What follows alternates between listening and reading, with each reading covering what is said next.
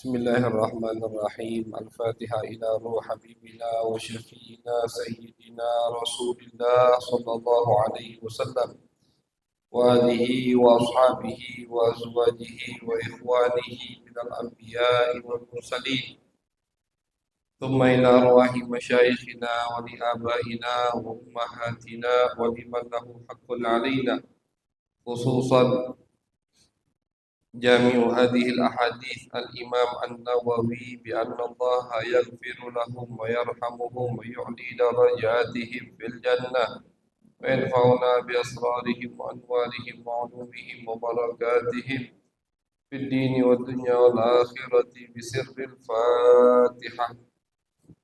أعوذ بالله من الشيطان الرجيم. بسم الله الرحمن الرحيم.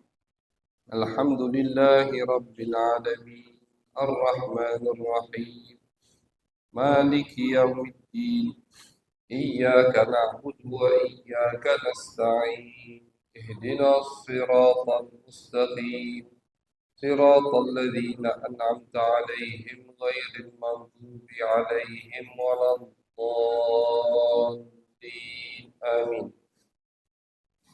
بسم الله الرحمن الرحيم. وبالسند المتصل إلى الإمام النووي رحمه الله تعالى ونفعنا به وبعلوم مشايخنا وبعلوم سائر الصالحين في الدارين آمين، إلى أن قال: باب مختصر في أحرف مما جاء في فضل الذكر غير مقيد بوقت. قال الله تعالى: ولذكر الله أكبر. وقال تعالى: فاذكروني أذكركم. وقال تعالى: فلولا أنه كان من المسبحين للبث في بطنه إلى يوم يبعثون. وقال تعالى: يسبحون الليل والنهار لا يفترون. Alhamdulillah. Puji syukur kehadiran Allah Subhanahu wa Ta'ala atas segala nikmat yang Allah berikan.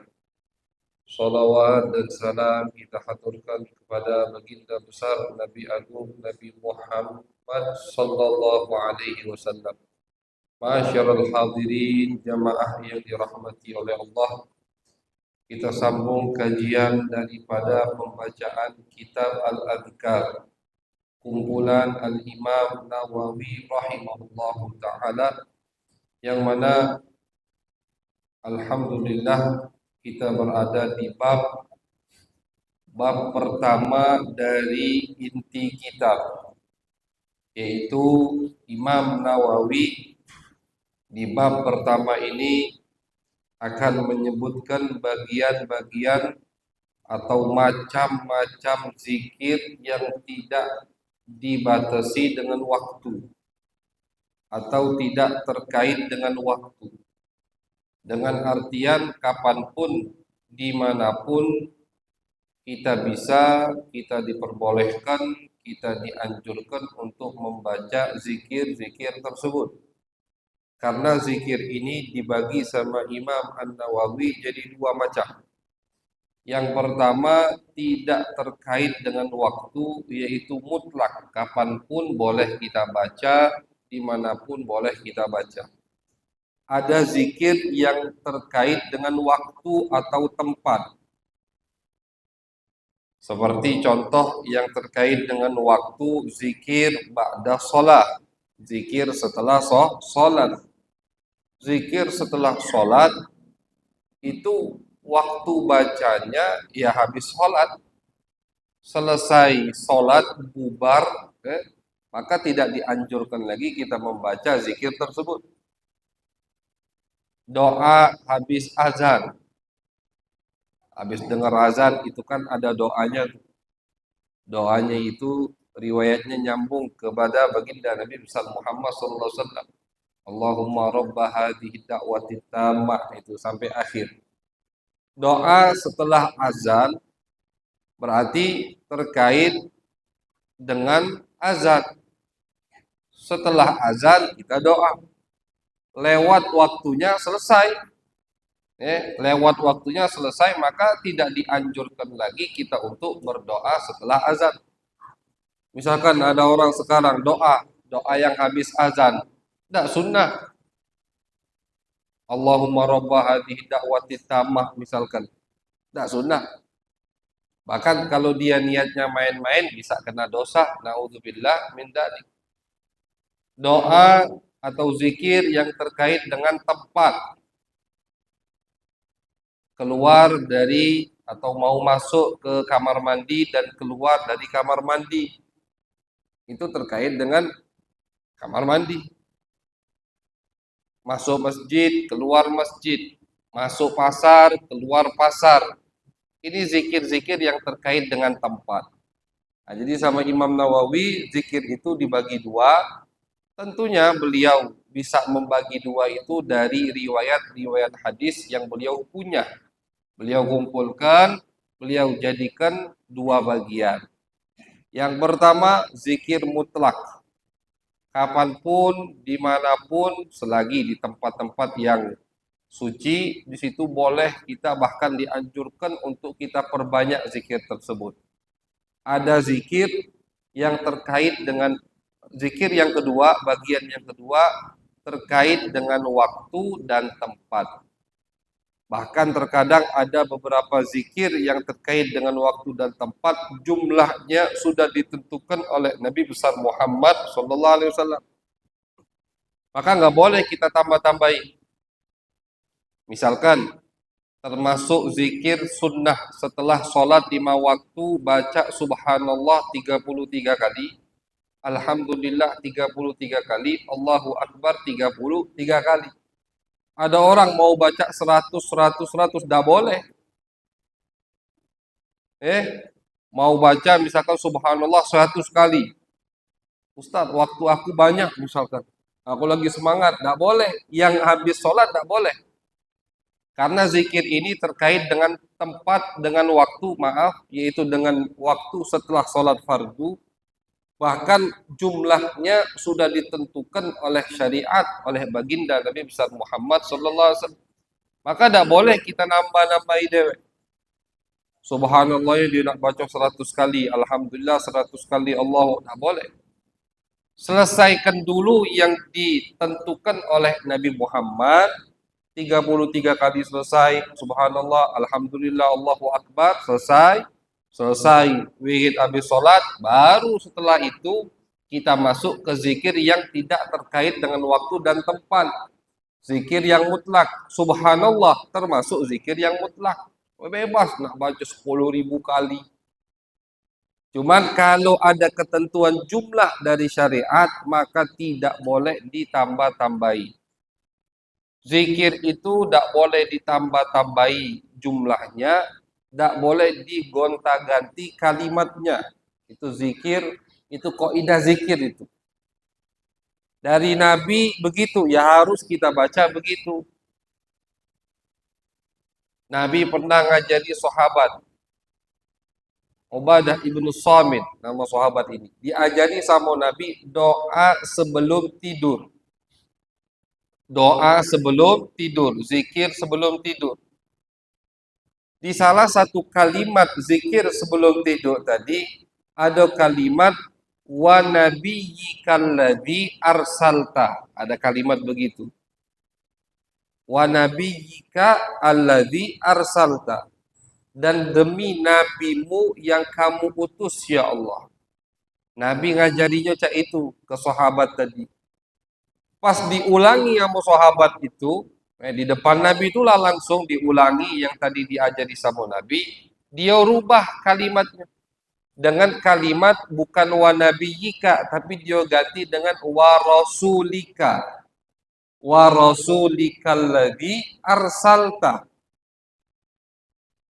Dirubah dari kalimat Nabi jadi kalimat Rasul. Padahal kalau kita mau melihat fungsi maknanya, kalimat Rasul lebih umum. Kalimat Rasul mencakup Nabi. Yang namanya Rasul pasti Nabi. Yang namanya Nabi belum tentu Rasul. Dia ganti pakai Rasul. Artinya pasti Nabi. Cuman karena kalimat yang Nabi ajari, kalimatnya berbunyi wa nabiyika, dia ganti dengan wa rasulika, padahal artinya sama bahkan lebih komplit, dilarang dan ditegur sama Nabi Muhammad sallallahu alaihi wasallam. Kata Nabi, aku ngajari tadi kalimatnya bukan wa rasulika, tapi wa nabiyika. Wa nabiyika. Ulangi kata Nabi, salah. Diulangi dengan kalimat wa nabiyyikal ladzi arsalta. Nah, jadi ulama mengatakan, mengomentari hadis barusan, sahabat yang ditegur sama Nabi, kata ulama, kalimat zikir gak boleh dirubah-rubah. Kalimatnya tidak boleh dirubah, walaupun kita tahu artinya, ada kalimat yang lain bisa menggantikan posisinya, tetap tidak boleh dirubah. Jumlahnya kalau sudah ditentukan oleh syariat, tidak boleh kita tambahi atau dikurangi. Itu zikir yang terkait dengan waktu dan tempat. Adapun yang bab pertama dari kitab Al-Azkar ini, Imam Nawawi akan menyebutkan beberapa zikir yang mutlak, yang tidak ada kaitannya dengan waktu dan tempat. Artinya kapanpun, dimanapun, kita dianjurkan untuk memperbanyak zikir tersebut. Sebelum beliau menyebutkan hadis-hadis terkait dengan zikir yang mutlak, beliau menyebutkan, mengutip beberapa ayat suci Al-Quran, yang di situ Allah Subhanahu wa taala memuji orang-orang yang banyak berzikir kepada Allah. Salah satunya Allah berfirman, "Wala dzikrullahi akbar." Kata Allah, kalian mengingat Allah, menyebut Allah, zikir kepada Allah, akbar, itu lebih besar, lebih agung daripada dunia yang kalian kejar, lebih agung daripada harta yang kalian incar, lebih hebat dari keluarga atau nikmat yang kalian miliki. Kata Allah, yang paling agung adalah ingat kepada Allah Subhanahu wa taala. Zikir artinya ingat kepada Allah. Itulah kenikmatan yang paling agung, yang paling besar. Makanya ulama mengatakan, ketika kita diberi taufik dan hidayat oleh Allah untuk berzikir kepadanya, untuk bisa ingat kepadanya, mau tak mau, misalkan umpama ada yang datang ke masjid karena terpaksa misalkan, tapi terpaksanya itu ke masjid, itu bagus Pak, walaupun terpaksa, cuman bagus. Karena terpaksanya itu ke tempat untuk ingat kepada Allah. Kita sholat, berat kita sholat, misalkan. Kita ini belum selevel ulama-ulama yang kalau pas nak sholat itu senang malahan, misalkan. Tapi masih kita bangun, masih kita sholat, kita lawan ngantuk di waktu subuh untuk sholat. Bagus itu. Karena tidaklah ada seorang hamba yang mengingat Allah kecuali itu kehendak Allah Subhanahu wa taala. Kalau Allah tidak pengen kita ingat sama Allah, maka kita tidak bakal diberi taufik hidayat untuk ingat kepada Allah. Karena Allah pengen, Allah tarik, Allah pilih hamba-hamba dengan, padahal kita banyak dosa masih, kita banyak kurangnya masih, amal kita sedikit, lah sedikit masih dipertanyakan, sah apa tidak, diterima apa tidak, tapi kita dipilih sama Allah untuk hamba-hamba yang sholat, yang ingat, yang duduk di rumahnya Allah. Ini nikmat yang besar dari Allah Subhanahu wa taala. Wala dzikrullahi akbar. Ini nikmat lebih besar dari nikmat dunia yang kita miliki.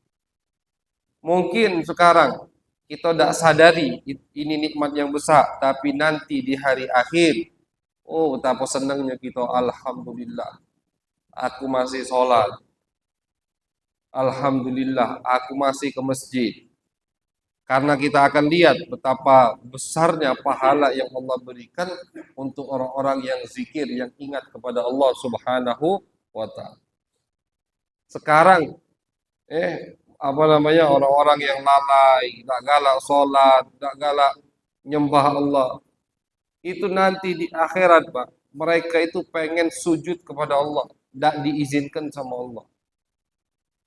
Sampai di akhirat pun, ya, wa idza qila lahum urka'u la yarka'un. Kata Allah, ketika diperintahkan untuk umat manusia ruku sujud kepada Allah, yang biasa sujud di muka bumi bisa sujud, yang tidak bisa sujud, yang tidak biasa sujud di dunia tidak bisa sujud, tidak Allah izinkan sujud. Ini di Al-Quran diceritakan. Buka surat Al-Mursalat di akhir juz 29. Di situ Allah ceritakan bahwasanya termasuk azab, termasuk siksaan yang Allah siapkan untuk orang-orang yang tidak pernah beribadah kepada Allah, yaitu ketika mereka ingin sujud di hadapan Allah kelak di akhirat, dan Allah izinkan. Tersiksa itu. Sekarang kalian baru mau sujud, baru nak nyembah, baru nak tunduk. Di dunia mana? Sombong, lalai, dengan dunia kalian lupa dariku. Dengan jabatan kalian merajalela, macam-macam yang menyibukkan kita dari Allah ini banyak. Tidak harus jadi pejabat nak kita lalai. Biasa kita banyak lalai dari Allah. Jadi ini bukti bahwasanya ketika kita bisa sujud di dunia kepada Allah, jidat kita ini nyentuh tanah, bumi untuk sujud kepada Allah, itu petanda kita termasuk insya Allah hamba-hamba yang dipilih oleh Allah untuk kelak sujud di hadapannya di hari akhir. Karena di dunia kita digampangkan oleh Allah untuk sujud. Jadi nikmat yang besar sujud. Nikmat luar biasa. Nikmat bisa sholat, luar biasa itu. Alhamdulillah. Cuman kadang kita lupa. Kadang yang kita anggap nikmat itu yang ngenyangkan perut, yang nebelkan dompet, yang buat kita bisa kemana-mana. Nah, itu baru nikmat, duit banyak. Nah, kemana be bisa? Tapi nikmat sholat, nikmat ibadat, nikmat khusyuk, nikmat demen baca Quran, itu kita lupa. Jadi jangan kita lupakan, itu juga nikmat yang besar dari Allah. Allah katakan, wala dzikrullahi akbar. Zikir kepada Allah itulah yang paling besar, yang paling agung. Makanya yang pernah kita ceritakan, ketika ada seorang wali masuk ke pasar, nyingok ada wong yang dak punya lagi anggota tubuh. Anggota tubuhnya udah dak sempurna. Tapi mulutnya komat kamit, tidak punya rumah, tidak punya kerabat, tinggalnya di pasar, makannya tergantung pemberian orang. Mulutnya komat kamit, pas dideketi sama orang tadi, zikirnya alhamdulillah, alhamdulillah, alhamdulillah. Pas dia tanya, nikmat apa yang kau syukuri? Anggota tubuh tidak sempurna, kakinya tidak gatik lagi, keluarga tidak gatik, harta apa lagi? Makan kadang tidak, tempat tinggal tidak kasih. Apa kata dia? Alhamdulillah alladzi ja'ala qalbi syakira wa lisani dzakira. Kata dia, aku bersyukur kepada Allah yang telah memberikan nikmat kepadaku, aku menjadi orang yang qanaah, bersyukur, dan lidahku dijadikan oleh Allah lidah yang selalu berzikir kepadanya. Itu nikmat yang luar biasa. Nah, jadi kata Allah, wala dzikrullahi akbar. Zikir kepada Allah, ingat kepada Allah itu adalah nikmat yang sangat besar, yang sangat agung, melebihi nikmat dunia yang kita miliki. Kemudian ayat berikutnya, qala Allah Ta'ala fadhkuruni adzkurkum. Ayat berikutnya Allah Subhanahu wa taala mengatakan bahwasanya kalau kalian ingin aku sebut, ingin aku ingat, artinya bukan Allah itu pelupa, naudzubillah, bukan. Apa namanya? La ta'khudhuhu sinatu wala naum. Allah ada ngantuk aja, ya, bukan makhluk. Yang pelupa, yang ngantuk, yang lalai itu makhluk. Allah Al-Khaliq, Sang Pencipta. Sang pencipta itu tidak mungkin punya sifat sama dengan makhluk. Artinya apa ayat ini? Kata Allah, sebutlah maka aku akan menyebut kalian. Ingatlah aku akan ingat kalian, kata Allah. Ini di dalam hadis sama Nabi Muhammad SAW digambarkan bahwasannya, kata Nabi, beliau meriwayatkan dari Allah, hadis qudsi namanya. Kata Allah Subhanahu wa taala, barang siapa yang menyebut namaku, mengingatku, maka aku akan sebut namanya dan aku ingat dirinya. Diingat sama Allah. Apalagi kata ulama, sangat dianjurkan kita itu ingat sama Allah ketika di waktu-waktu yang kita lagi senang. Waktu yang lagi senang.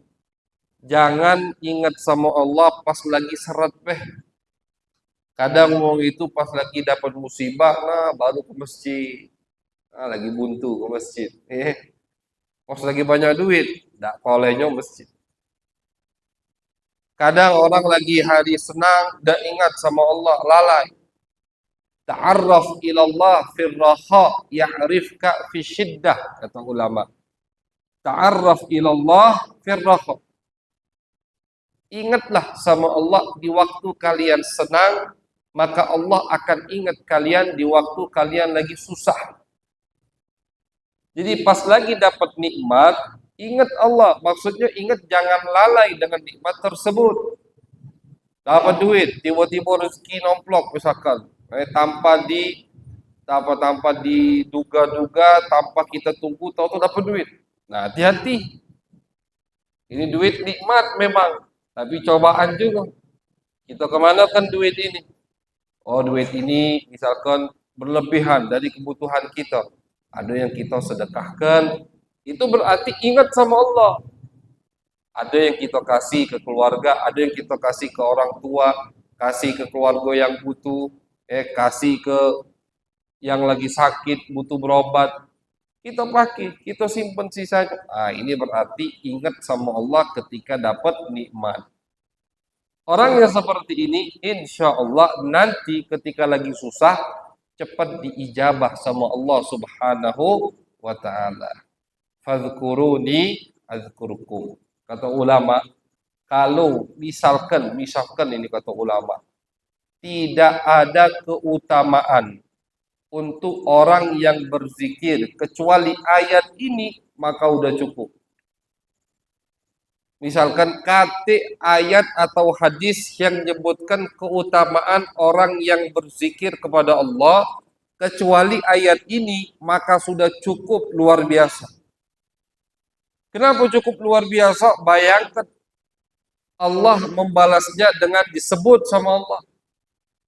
Kita nih Pak, disebut sama Aduwong misalkan, disebut sama Bapak Presiden, wah semalaman tidak ajak tidur. Namun aku ditanyakan Bapak Presiden misalkan, apa kabarnya fulan? Senang. Kalau yang nyebut dia wong nomor 1 di Indonesia misalkan. Ini masih makhluk. Bagaimana dengan Allah? Disebut sama Allah. Makanya ada sahabat Nabi yang bernama Ubay bin Ka'ab. Sahabat Ubay bin Ka'ab radhiyallahu taala itu termasuk sahabat yang banyak meriwayatkan atau banyak mencetak murid qari'ul Quran. Nah, jadi beliau ini termasuk guru para ulama yang nantinya terkenal dengan 7 qiraah. 7 qiraah. Sahabat yang banyak punya murid dalam meriwayatkan Al-Quran yaitu Ubay bin Ka'ab. Ubay ini lagi sholat. Pas beliau lagi sholat, dipanggil sama Nabi Muhammad sallallahu alaihi wasallam. Dia udah jawab panggilan Nabi. Karena pikirnya lagi sholat, habis ke sholat dulu baru jawab panggilan Nabi. Setelah beliau sholat, baru beliau datangi Nabi. Kata Nabi, kemana aja? Aku manggil dari tadi. Ya Rasulullah, minta maaf tadi aku lagi sholat. Kata Nabi, wahai Ubay, bukankah kau tahu, kau baca di Al-Quran, Allah berfirman, Kalau Allah dan Nabi manggil, maka jawab panggilannya. Ini ditegur sama Nabi. Artinya apa? Kalau Nabi manggil, walaupun kita lagi sholat, wajib kita jawab panggilan Nabi. Ini umpama Nabi manggil kita lagi sholat, wajib jawab panggilan Nabi. Wajib. Tidak boleh kita tunda-tunda. Bahkan dikatakan lagi sama ulama, sholat itu tidak batal. Lagi sholat, Nabi manggil misalkan, kita jawab. Ngoceh sama Nabi setengah jam. Udah Nabi selesai, lanjut. Balik lagi ke tempat sholat kita, lanjut. Tidak batal. Khusus untuk Nabi Muhammad SAW. Kalau Nabi selain Nabi Muhammad, wajib kita jawab panggilannya, tapi sholat kita batal. Itu kata ulama.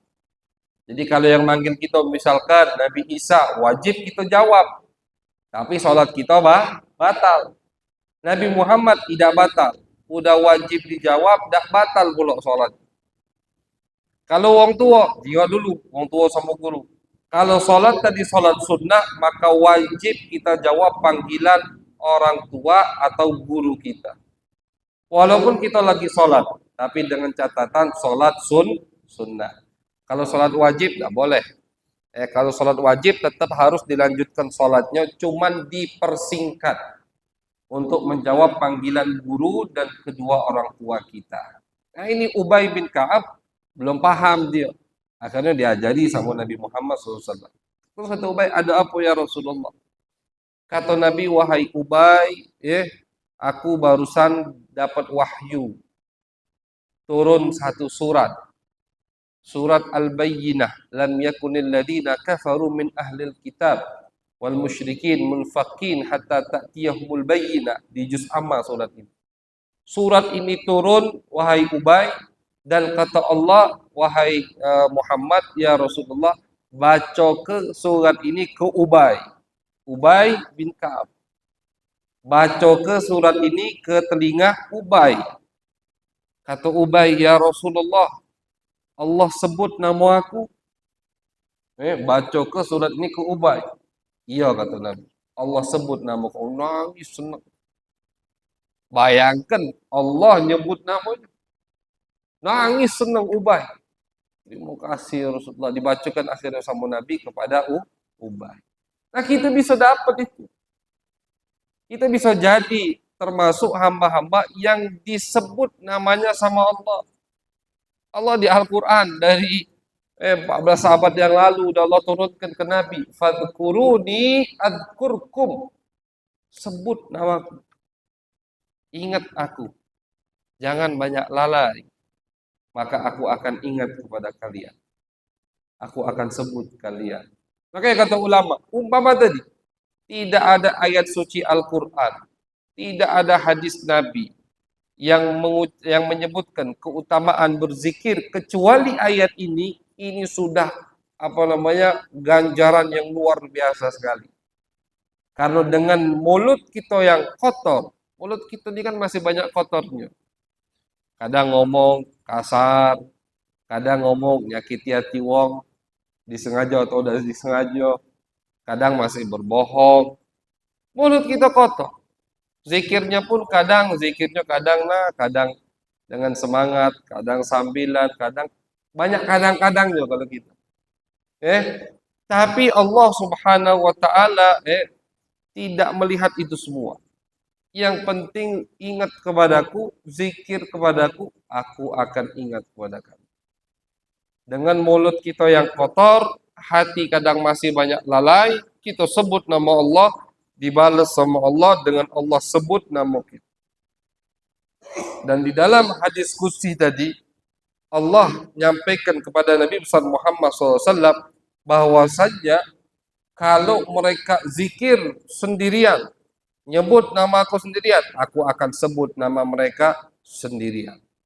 Kalau mereka sebut namaku di depan atau zikir berjamaah, zikir rame-rame, aku akan menyebut nama mereka di depan makhluk yang lebih afdal, lebih mulia dari mereka. Nama kita disebut sama Allah, Artinya kita diingat sama Allah, kita menjadi hamba spesial di mata Allah Subhanahu wa taala. Cuman dengan kita berzikir kepada Allah. Nah, jadi janganlah kita jadikan 24 jam kita ini lalai terus. Nah, makanya di waktu-waktu sholat, waktu-waktu ibadat, waktu wajib kita untuk melaksanakan ibadah sholat, minimal di waktu tersebut kita ingat sama Allah Subhanahu wa taala. Di waktu-waktu yang penting, Pak. Alhamdulillah, kita sekarang berada di waktu yang sangat penting. Habis maghrib ke isya, itu waktu yang spesial niat. Bahkan disepakati oleh semua umat Islam, mau akidahnya ahlu sunnah wal jamaah atau bukan. Kita lihat akidah-akidah sesat, bukan ahlu sunnah wal jamaah, sesat misalkan, melenceng. Tapi tetap yang namanya maghrib ke isya, itu mereka muliakan waktu itu. Dan mereka gunakan untuk lalai. Dan mereka gunakan untuk istirahat pun tidak. Tidur tidak. Kaget. Kapan habis isya? Maghrib ke isya ini gunakan waktu untuk ingat sama Allah Subhanahu wa taala. Makanya ada salat awabin. Ya, Nabi tidak pernah ninggalkan waktu maghrib sampai isya. Maghrib sampai isya, sebelum subuh sesaat, kemudian sebelum maghrib. Jadi dari sebelum maghrib sedikit itu udah waktu yang mulia. 3 waktu ini waktu yang sangat spesial. Nah, minimal di 3 waktu ini kita tidak lalai sama Allah Subhanahu wa taala. Karena kita tidak bisa juga yang punya tanggung jawab, yang punya beban, yang punya aktivitas, tidak bisa misalkan 24 jam zikir terus, makanya di waktu-waktu tersebut jangan sampai kita lalai dari Allah Subhanahu wa taala. Kemudian ayat berikutnya Allah Subhanahu wa taala berfirman, "Falaula annahu kana minal musabbihin lalabitha fi batnihi ila yaumi yub'atsun." Allah menceritakan kisah seorang nabi, yaitu Nabi Yunus. Nabi Yunus ini seperti yang kita ketahui, nabi yang ditelan sama ikan paus. Di Al-Quran diceritakan Nabi Yunus, nabi yang pernah ditelan sama ikan paus. Jadi Nabi Yunus ini, Pak, ninggalkan kaumnya padahal belum diperintahkan sama Allah. Beliau dakwah, tapi kaumnya, umatnya tidak mau menerima dakwahnya. Tidak galak iman kaum Nabi Yunus.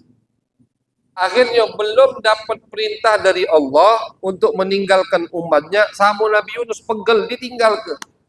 Nah, di situ ditegur sama Allah. Akhirnya Nabi Yunus meninggalkan tadi, beliau naik ilal fulkil mashhun, naik ke atas kapal. Pas naik di atas kapal, tiba-tiba ada badai. Kapal ini pasti hancur. Di situ kebetulan ada wong pintar. Akhirnya kata wong pintar ini laut ini minta korban, minta tumbal. Pokoknya harus ada yang ditumbal ke laut ini. Diundi akhir. Termasuklah nama Nabi Yunus. Diundi keluar nama Nabi Yunus. Yang harus jadi tumbal Nabi Yunus. Sampai 3 kali undian, nama Yunus terus yang keluar. Udah, akhirnya Nabi Yunus diuntalkan ke laut. Pas dilempar ke laut, di bawah itu udah mangap iwak paus. Faltaqamahul hutu wa huwa mulim. Di Al-Quran diceritakan. Ditelan sama ikan paus, kata Allah. Udah, diriwayatkan 40 hari, ada yang meriwayatkan 40 tahun di dalam perut iwak paus. Dan diriwayatkan itu sama iwak paus, Nabi Yunus diajak keliling dunia. Diajak keliling dunia. Nah, Nabi Yunus, apa yang membuat beliau istilahnya bisa keluar dari dalam perut iwak paus? Zikir kepada Allah Subhanahu wa taala. fanada fi dhulumat alla ilaha illa anta subhanaka inni kuntu minadh dhalimin. Allah cerita, nada Nabi Yunus berzikir kepada fi dhulumat. Dhulumat ini jamak dari zulmah. Zulmah itu satu kegelapan. Zulmah mufrad, kalimat mufrad. Zulumat itu jamak. Artinya Allah ingin menggambarkan kepada kita Yunus ini bukan cuman gelap, tapi gelapnya dia di dalam ikan paus di bawah laut yang paling dasar. Berlapis kegelapan yang ada di atas Nabi Yunus. Jadi Allah ingin menggambarkan Nabi Yunus itu ada di bawah dasar. Tapi dia zikir, ingat kepada Allah. La ilaha illa anta, ya Allah, tiada Tuhan kecuali kamu. Inni kuntu minadh zalimin. Aku termasuk orang yang zalim, ya Allah. Minta maaf sama Allah. Ini apa la ilaha illa anta subhanaka inni kuntu minadh zalimin, termasuk zikir yang kita dianjurkan untuk baca di waktu subuh, waktu sahar. Akhirnya diterima taubatnya sama Allah. Makanya Allah sebut sini, falaula annahu kana minal musabbihin.